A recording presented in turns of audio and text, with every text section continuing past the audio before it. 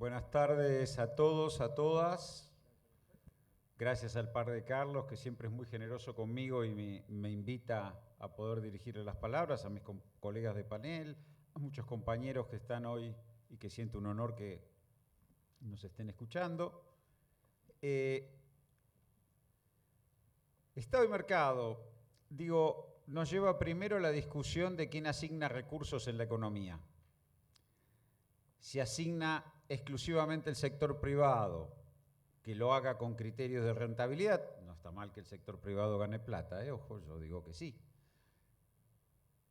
Pero para el gobierno actual, para el gobierno libertario, el único asignador de recursos en la economía con criterios de rentabilidad de mercado son los agentes económicos, eufemísticamente llamados mercado, pero son los agentes económicos.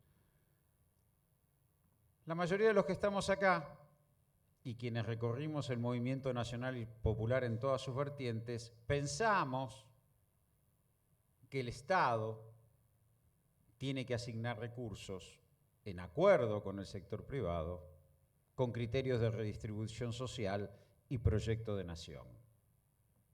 Y esto es lo que el gobierno nacional, dicho por el propio presidente, que viene a destruir el Estado, es lo que quiere suprimir.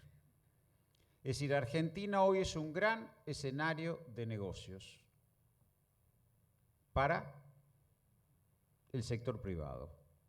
Este es el criterio con nodal o troncal de la política económica. Este es el primer punto sobre el que todos tenemos que reflexionar. Sabemos que hubo fracasos del Estado como asignador de recursos y también hubo aciertos. Pero el proceso de equidad social descansa esencialmente en un acuerdo entre el sector privado y el Estado, que el Estado es una herramienta del movimiento popular, el gobierno, entre el balance de rentabilidad y distribución social. El padre Carlos, en su documento que ha emitido, rescata el tema de la propiedad privada en función social, que estaba en la Constitución del 49, que estuvo en el mensaje de Perón el 1 de mayo del Congreso, cuando dice quién apropia recursos y medios para producirlos, lo hace en el bien de la comunidad.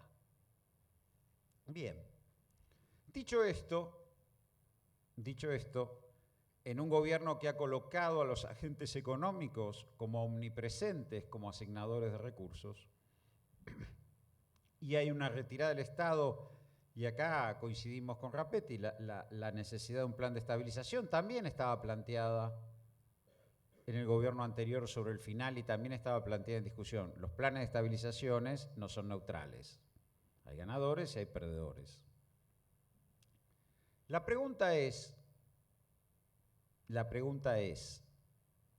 ¿la insustentabilidad de coyuntura de este programa de estabilización que ha retirado al Estado como asignador de recursos,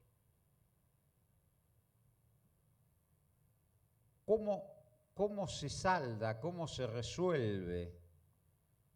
Porque efectivamente estamos en un país sin inversión pública, en un país sin inversión social, en un país que ha incrementado en este periodo la deuda interna en 89.000 millones de dólares y ahora van a canjearla por bonos de más largo plazo para hacerlo sustentable, en un país donde quien arbitra activos financieros internos contra dólares del mercado financiero, contado con liquidación y demás, se puede llevar hasta 2-3% de ganancia en dólares mensual, no parece ser un sendero sustentable.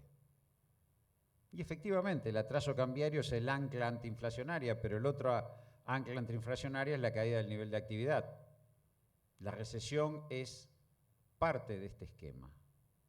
La pregunta es, sin inversión, porque la inversión, de acuerdo a las propias cifras que da el gobierno, ha caído 17% este año, sin consumo interno, que ha caído, con exportaciones acotadas por el nivel de tipo de cambio, sin demanda externa, sin demanda interna, sin inversión, con una inserción internacional inviable,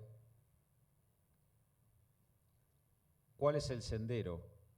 Es el precio solo de una inflación que igual sigue estando, modesta parte, en noviembre del 2021 estaba más bajo que ahora, digo, porque uno era secretario de Comercio en ese momento, pero no importa. Modestia aparte el chiste, digo, ¿es esto viable? ¿Es esto posible para la Argentina? ¿Es esto viable que se reemplace el Pacto de Olivos que alumbró una constitución? A algunos nos gusta más, otros menos, pero fue una constitución con asamblea constituyente, con un pacto nacional basado en recursos federales que provenían de la Pampa Húmeda, esencialmente de la provincia de Buenos Aires, y se articulaba el pacto nacional con el resto de las provincias por el Pacto de Mayo, que no es un pacto constitucional, que fue firmado por 18 gobernadores, pero no es un pacto constitucional, que establece un tope al sector público consolidado de 25 puntos del PIB, cuando históricamente es 40, y donde una parte importantísima de esos recursos que se ceden van a ser cedidos por las provincias de menor tamaño, y estamos hablando de 8 puntos del PIB, muchísimo dinero. Es decir, caer de 40 puntos de participación en la economía del sector público a 25 no es menor. Y sin asamblea constituyente, es un pacto distinto, donde el régimen de grandes inversiones es el que va a compensar a las provincias cordilleranas del norte, minería, del sur, hidrocarburos, la caída de esos recursos. Digo, se está rediseñando el país.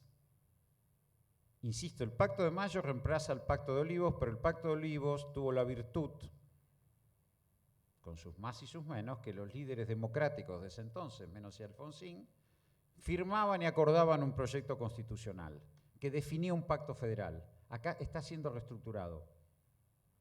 Y está siendo reestructurado también con una tensión muy grande con la provincia de Buenos Aires, que no es nueva, es histórica, pero que está agudizada.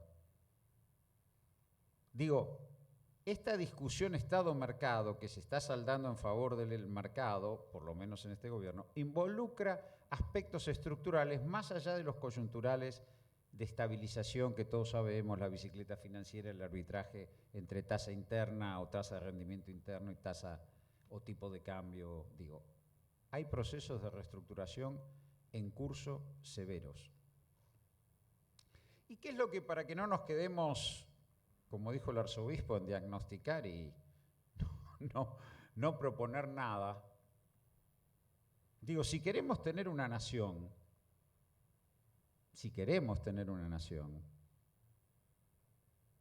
tenemos que pensar primero en la industria. No hay un país que tenga 97% de población urbana sin industria. Tiene que haber un proceso de reindustrialización que haga ¿qué es lo nuevo? La energía como vector de competitividad de la industria. La industria siempre fue acusada, por culpa del peronismo, que no era competitiva porque no podía sacar competitividad del salario. Efectivamente, el peronismo siempre vetó que la industria fuera competitiva a costa del salario, lo cual hizo bien, digo. Entonces, era toda una discusión de mercado interno ampliado, industria en Sudamérica, que eso se consiguió a partir de los acuerdos de Lula-Kirchner, en donde la energía, a pesar de que era escasa, subsidiaba, y los insumos subsidiaban en alguna medida con los recursos del sector agropecuario, la renta primaria, la industria, y se lograba que se tuviera industria con salarios elevados. Esto que está roto desde el macrismo para acá, y que eso ha costado el fracaso del último gobierno peronista, hoy encuentra un vector de competitividad nuevo, que es la energía. La energía deja de ser un factor de retracción para ser un factor de impulso. Si eso se articula solo con una salida exportadora, es una discusión. Pero hoy hay un vector de competitividad para la economía argentina. ¿Para sostener qué? Para sostener industria. Industria que es clave para la integración social. Este es el primer punto de una propuesta. Industria apoyada en un nuevo vector de competitividad y no en un salario barato. Segundo punto, un shock redistributivo. Terminemos con esto que vamos a superar la pobreza creciendo al 3% durante 50 años. No va a pasar. Cuando Argentina bajó sus niveles de pobreza y logró es cuando apropió renta extraordinaria y la puso en el bolsillo de los laburantes. De algún modo. La construcción de un estado de bienestar de nuevo tipo que ensaya Néstor Kirchner en el 2003, protegiendo a los adultos mayores que no se podían jubilar porque no tenían trabajo formal, porque el mercado de trabajo había tenido desempleo de 2 dígitos durante 12 años, más que en la crisis del 30, con las moratorias y la asignación universal por hijo que compensaba el salario familiar, colocando la informalidad con derechos, fue muy cuestionada, pero fue un proceso redistributivo. Nosotros medimos, yo estaba en el Ministerio de Economía, corrijo al generoso expositor, yo era viceministro de Economía, no ministro, la UH apalancaba 0,8 de crecimiento económico cuando se implementó. Digo, porque entonces, industria, shock redistributivo y tercer punto, inserción regional en Latinoamérica, de la mano de Brasil. Brasil es muy importante para la Argentina. No es posible pensar a la Argentina sin Brasil. Un punto de crecimiento de Brasil es 0,25, 0,30 de crecimiento de la Argentina. Y nosotros, hablando de industria, exportábamos autos a Brasil con el sindicato ESMATA de los mejores pagos de la región. O sea que no es cierto que había que sacar competitividad del salario. Quiero decir, son 3 puntos claves. Industria, shock redistributivo, que apalanque el mercado interno. Y ese shock redistributivo puede ser también con energía barata y con alimentos baratos. Esta fue otra discusión. Ya termino. Esta fue otra discusión. Una de las discusiones históricas entre el sector agropecuario y el peronismo, y un pacto nunca escrito, pero siempre cumplido, era que se abastecía de alimentos y el peronismo no avanzaba sobre la propiedad de la tierra o no planteaba la reforma agraria. Más o menos eso era así. Eso se rompe con Macri. Cuando Macri baja las retenciones y devalúa 50%, un doble movimiento. Subo el precio de los alimentos por la devaluación y bajo la rentabilidad con las retenciones, lo cual coloca los alimentos en precio internacional o los alinea con el precio internacional. Y desde ahí no cambió más. Más allá de las discusiones que dimos, eso no se pudo modificar. Y eso incidió muy negativamente en la distribución del ingreso de la Argentina y en el salario. Tener alimentos que están muy cerca del precio internacional. Energía y alimentos potencian el salario, porque saca al trabajador de una economía de subsistencia para colocarle en un proyecto de vida, porque es lo que le queda al resto para comprar pilchas, ir a comer afuera, mercado interno. Entonces, digo, me parece que si nosotros no recreamos estas discusiones sobre un país industrial que se apoye en un vector de competitividad, que parte del mercado interno ampliado de esa industria sea Suramérica, como lo fue en los primeros 15 años de este siglo, si no creamos un shock redistributivo que ordene de otro modo las discusiones sobre la cuestión de la pobreza, y si no logramos una oferta de salario indirecto con energía y alimentos baratos, seguiremos en un escenario de asignación de recursos por los agentes económicos más poderosos, solo por rentabilidad y con un plan de estabilización que, como decía Rapetti, yo comparto, ofrece demasiadas dudas sobre su sustentabilidad. Gracias.